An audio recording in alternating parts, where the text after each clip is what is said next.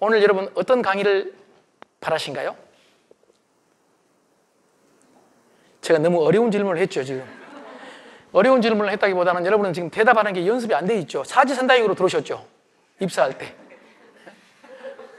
앞으로 사지선다형 없습니다, 여러분. 세상 사는데 틀려도 됩니다. 그리고 틀리고 맞고가 없습니다. 그냥 한번 물어보는 거란 말이에요. 물어보는 거. 자, 어떻게 강의를 할까요? 어떤 강의요? 재밌는 강의. 재밌는 강의. 여러분 보셨죠? 뒤에 앉아 계시는 남자분이 이렇게 대답을 할 정도라면 이 조직은 보통 조직 아닙니다. 원래 뒤에 앉아있는 남자들은 조용히 판단만 하고 쳐다보고 잘하나 못하나 보자.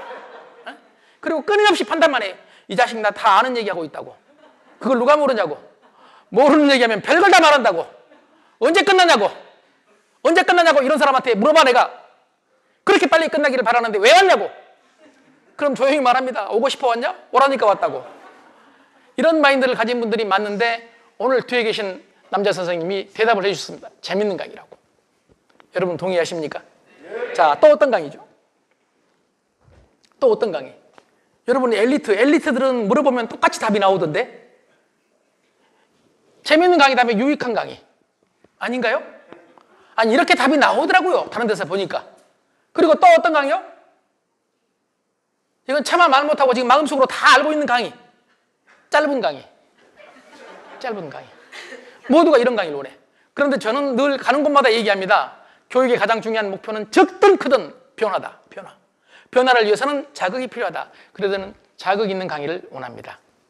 제 강의가 자극이 됐으면 좋겠어요. 우선 제 생김새 자체가 자극적으로 생겼죠.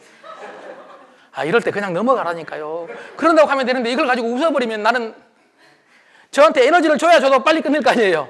화를 타올라서 빨리 끝내버려야지. 자, 이걸 한번 봅시다. 재미를 만약에 우리 마음속에 있는 감정과 이성 둘로 구분해 본다면 정확한 건 아니지만 어느 쪽, 감정과 이성 중에 어느 쪽에 포함될까요? 감정. 네. 유익은요? 이성. 짧은 강의. 그럼 묻겠습니다. 혹시 결혼하신 분 계신가요?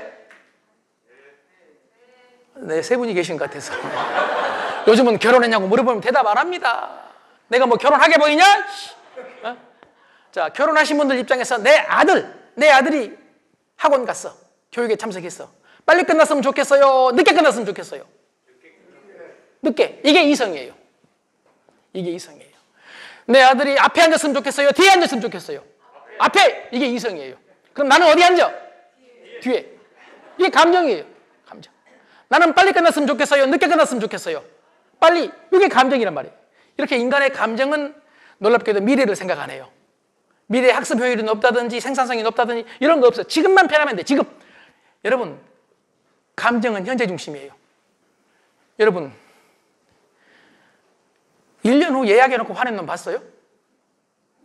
아니, 1년 후 예약해놓고 화낸 놈 봤어요? 집에 들어가서 지금 아내한테 예약합니다. 기다려. 3시간 후에 내가 화낸다? 여러분, 이런 놈 있어요? 3시간 후에 화낸다? 화 안 나요, 여러분. 화는 갑자기 나는 거야, 갑자기. 감정은 여러분 아주 즉각적으로 반응하는 거예요. 그래서 어떤 의미에서 감정은 생각 없이 그냥 반응하는 거예요, 반응하는 거예요. 여러분이 화장실에 가가지고 노크를 한번 해봐. 급할 때. 똑똑똑똑 2번 하면 안에서 2번 해. 한 번 딱 때려봐. 안에 있는 놈 한 번 때려. 이게 감정이에요. 이성이 아니에요. 2번 딱 때리면 연구해가지고 한 번 할까, 2번 할까? 나는 원래 3번 했으니까 3번 하자. 3번 딱 때리는 놈. 정신 나간 놈이에요. 감정은 이렇게 즉각적으로 반영을 한다니까? 예를 들어 봅시다. 제가 제 아들을 불러요. 성민아! 이렇게 말하면 제 아들도 바로 말합니다. 왜요? 이게 인간이에요.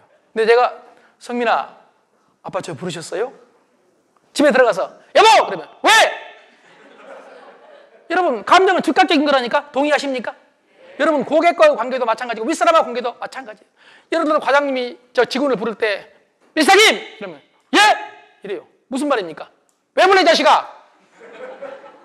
여러분, 인간의 감정은 숨길 수가 없다니까, 숨길 수가. 자, 짧은 것은 뭐라고요? 감정. 자극은요? 감정. 예. 우리 마음속에, 여러분 마음속에 감정과 이성이 같이 섞여 있습니다. 그런데 감정과 이성을 어떻게 구분하느냐? 좀 복잡하지만은 도널드 칸이라는 신경과학자, 캐나다의 의사입니다. 그 사람은 이렇게 아주 편하게 얘기합니다. 감정은 행동을 지배한다. 우리가 하는 행동은 거의 대부분 감정적이다. 그런데 이성은 결론을 만든다. 결론을 만든다. 그래서 우리는 글로 쓸 때는 특별한 경우 아니면 이성적으로 써요. 그래서 책을 쓰는 놈들은 절대로 실수를 덜 해요. 동의하시죠? 교정을 몇 번 보잖아요. 그런데 말은 어때요? 말은 실수할 가능성이 있어요? 없어요? 있어요. 그래서 집에서 만약에 글로 부부끼리 소통을 하면 절대 싸움이 안 일어나요. 그런데 집에 가서 글로 하는 놈 있어요? 여러분, 과장하고 직원하고 사이에 글로 해봐. 그럼 우리 직원들 사이에서는 과장님한테 열받아갖고 나쁜 얘기를 썼다가 몇 번을 지우고 썼다가 지우고 결국은 여러분 아무 문제 없는 메시지를 글로 보낸다는 얘기입니다. 인정하시죠? 그런데 말이 문제라는 얘기, 말이. 그런데 우리가 세상을 살면서 아무리 요즘 접속 시대가 됐다고 하더라도 사실은 말을 많이 하고 말이 중요하지 않습니까? 말이 중요하다. 여러분, 사랑을 말로 해야 된다. 말로. 인정하십니까? 비즈니스 말로 해야 된다. 여러분, 회의도 주로 말로 해야 된다. 이건 인정하시죠? 말이 중요한데 말은 바로 이렇게 감정을 통제하기가 연습하지 않고 훈련하지 않으면 어렵다는 얘기예요. 자, 감정이 행동을 만든다 그랬습니다. 그런데 이 행동을 자주 하게 되면요, 감정에 따라서 행동을 자주 하게 되면, 행동이 반복이 되면 이게 뭐가 될까요? 습관이 돼요. 습관이 돼요. 내가 하는 말은 사실은 습관의 산물이다. 이걸 아리스토텔레스는 오래전에도 이렇게 말했어요. 반복해서 실행한 것이 곧 나 자신이다. 나 자신이다. 내 표정 그냥 만들어진 게 아니야. 지금 내가 늘 반복해서 이렇게 만들었어. 물론 여러분 보시다시피 제 표정이 어때요? 고맙습니다. 여러분, 이렇게 좋다고. 오늘 여자분들하고 남녀 구분하자고 한 게 아니고요. 사실 여자분들이 저를 많이 좋아하거든요. 왜 내가 뭘 말 잘못했어요? 왜 이렇게 또 이건 그냥 웃음이 아니라 냉소 같네? 남자분이 벌써 앞에서 좋다고 하셨는데 앞으로는 좋건 나쁘건 그냥 좋다고 하시면 돼요. 내가 손해볼 게 뭐 있어요? 세상에서 제일 골치 아픈 놈이요, 자기중심적으로 솔직한 놈이에요. 우리 학교에서는 솔직하라고 배웠거든. 솔직하라고. 그래서 끝나가면은 솔직히 말한다고. 특히 남자들은 막 술에 한잔 들어가면 내가 목에 칼이 들어도 내가 말은 바로 한다고. 솔직히 한다고. 막 솔직히. 어떤 놈은 집에 들어가가지고 여보 저 우리 만나 솔직히 얘기 좀 하자고. 그럼 아내가 그래 우리 솔직히 얘기하자고. 솔직히 게임을 한다. 그런데 뇌과학적으로 솔직히는 객관성이 전혀 없다. 자기 주장이다. 여러분, 자기 주장이에요. 그러니까 학교에서 솔직히 배우라 하면서 뇌과학을 공부를 시켜야 돼. 독일은 어렸을 때부터 뇌과학을 공부시켜요. 뇌에 대해서 알아야 돼. 그런데 우리는 이건 않고 솔직하라 하니까 요즘 아이들도 막 하면은 막 솔직히 엄마한테도 막 솔직히 대더라. 막 선생님한테도 솔직히 대더라. 솔직히 하고 싶은 말을 솔직히 막 대. 그러니까 엄마하고 소통이 안 돼. 아빠하고 소통이 안 돼. 선생님하고 소통이 안 돼. 솔직히 말하니까. 솔직히 말한다는 것은 자기 주장한다는 얘기예요. 고집 피운다는 얘기예요. 여러분, 우리 주변에서 한번 보세요. 제가 늘 말하지만은 정치적으로, 경제적으로, 문화적으로 가는 곳마다 갈등이 많은 이유는 전부 지 입장에서 솔직하니까 그래요. 전부 저만 잘났어요. 누가 바꿔야 돼? 내가 바꾼 게 아니라 너한테 바꾸라고. 막 종교단체에 가면은 내가 잘못했다고, 내가 바꾼다고, 밖에만 나오면 네가 바꾸라고. 여러분, 결혼 생활 해보신 분이 혹시 계시면은, 혹시 나도 안전하게 물어보는 거예요. 혹시 계신다면 상대가 잘못이 많아요? 내가 잘못이 많아요? 내가. 이런 놀라운 조직은 드물다니까, 여러분. 그럼 실제로 내가 잘못이 많으면 내가 고치려고 노력하고, 여러분, 예를 들어서 지금 남자분이 말씀하셨으니까 사모님 앞에 가면은 여보 내 잘못이야 하고 막 잘못하고 무릎 꿇고 항복하고 막 이렇게 살아요? 우린 이성적으로 내가 잘못했다고 말을 해요. 그런데 행동은 너한테 바꾸라고 그래요. 너한테 바꾸라고. 이걸 아주 쉽게 표현하면 자기 편향. 우리 뇌가 자기한테 심하게 편향돼 있다. 심하게. 그냥 편향돼 있는 게 아니라 심하게 편향돼 있다. 나는 잘못이 없다. 나는 잘못이 없어. 그리고 내가 잘못이 있으면 전부 이성을 통해서 어떻게 만들어버리냐? 잘못할 수밖에 없었던 상황이라고 만들어. 그래서 인간을 합리적인 동물이 아니라 합리화하는 동물이다. 합리화한다. 머리 좋은 놈들이 합리화를 더 잘해. 여러분, 우리 주변에서 보세요. 리더들 보세요. 머리 좋은 놈일수록 합리화를 잘해. 깜빡 속도로 합리화해버려. 깜빡 속도로. 어떤 의미에서는 사기꾼인지도 몰라. 물론 사기꾼이라는 개념 오해하지 마시길 바랍니다. 우리 사기치고 삽니다, 다. 여러분, 결혼하기 전에 사기치는 놈 많습니다. 저도 일부는 사기쳤습니다. 여러분, 어디까지가 사기인지는 모르지만 요즘 이런 유머가 인터넷에 떠돈다는데, 빌 게이츠 아들한테 빌 게이츠 사위 만드는 법 혹시 아세요? 내 아들을 빌 게이츠 사위 만드는 법. 일단 아버지인 내가 빌 게이츠를 찾아가야 돼. 만나야 되잖아. 그래 빌 게이츠한테 이렇게 말하는 거예요.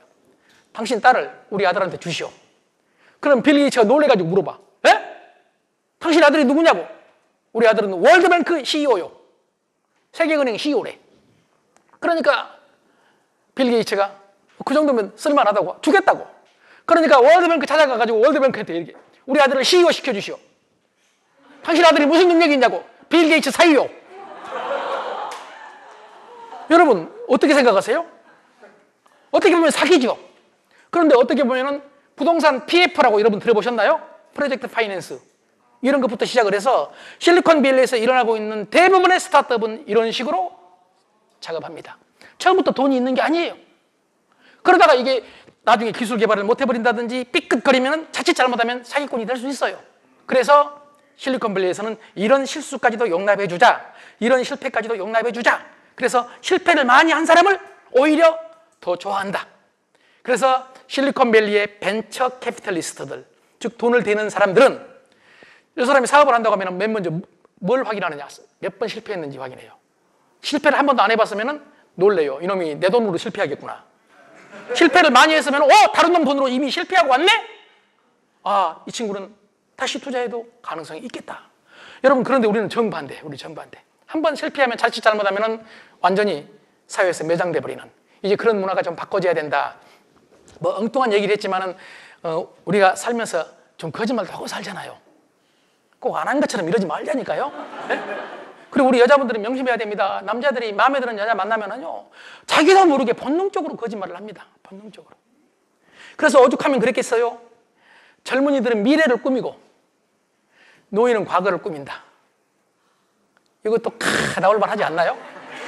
여러분 나이 드신 분들 보세요. 막 과거 여러분 나이 든 사람들이 군대 얘기할 때요, 용감하지 않는 놈 한 놈도 없어요. 막 내가 뭐 엄청나게 용감해. 나중에 알고 보면 고문관도 있어, 고문관. 그런데 과거 얘기할 때 이 뇌가 그렇게 만들어, 뇌가. 그리고 젊은이들은 미래를 꾸민다니까. 미래를. 내가 미래에 어떻게 되겠다. 내가 미래에 어떻게 하겠다. 그러니 나와 함께 하자. 미래를 꾸며야 돼.